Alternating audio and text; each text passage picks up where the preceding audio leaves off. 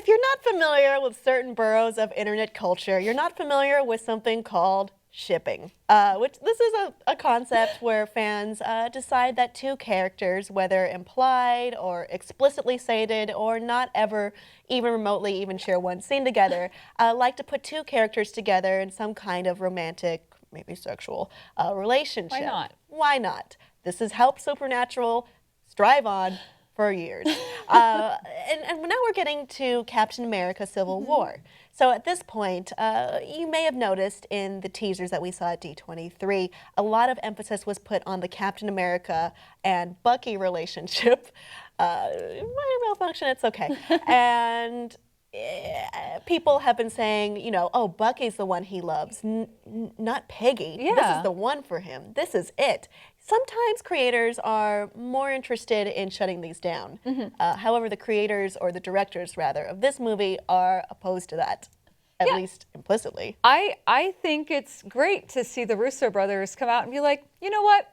If you guys want to ship Bucky and Steve, have fun. Do it. Yeah, it doesn't hurt us. crazy. Yeah, we're not playing these characters. We're not writing them this way. But if that's how you see it, you're more than welcome to. He specifically said, director Joe Russo said in an interview, people can interpret the relationship however they want to interpret it. People have interpreted this relationship in all kinds of ways. And it's great to see people argue about it, what that relationship means to them. We will never define it as filmmakers explicitly, but however people want to interpret it, they can interpret it.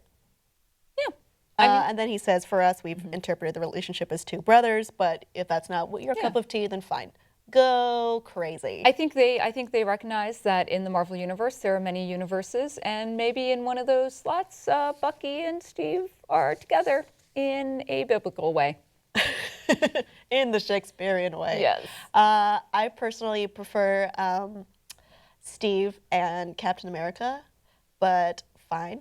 Yeah. See, okay. So in my perfect world, it's Bucky and Black Widow forever, and Steve and Sharon Carter. But that's my 616 canon that I love forever. Yeah, I mean, I'm sure many people will disagree, but they listen, can, and that's the beauty it's of fine. it. That's the beauty of it. The beauty with fandom is you can explore this however you want to explore this, and you can get a different reading even. I just think it's awesome to see these directors come out and acknowledge it, acknowledge the fan community, and not shut them down. I think it's very important and healthy for the fan culture to kind of get this sort of recognition when in so many cases that they've kind of been like, oh, this is weird and this is like not the way it should be. And I think, you know, we've seen some acceptance from the actors, and they're like, oh, this is fun, and they'll play along. But I think I just think it's really important to specifically embrace the fans. John Boyega and Oscar Isaac when working on The Force Awakens. Right. Well, didn't Oscar even say he? I don't know. I was playing as romantic. Yeah. Oh, I was also playing it as romantic. I mean, it's fine. It's fine. It's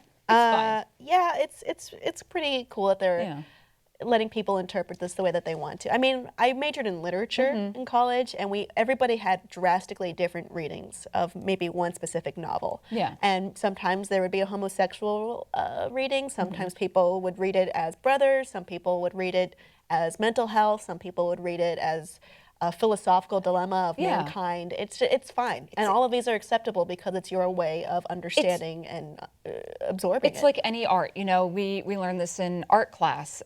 Just anytime you go and view a piece of art, it's your interpretation. I mean, even as the artist, you can have, this is how I want this piece to be interpreted. You actually can't define that for people. I'm sorry. People are going to interpret any sort of creative means the way they want to. So to get upset about it and demand that people should view it a certain way, you have no control. No should. Yeah, there is no should.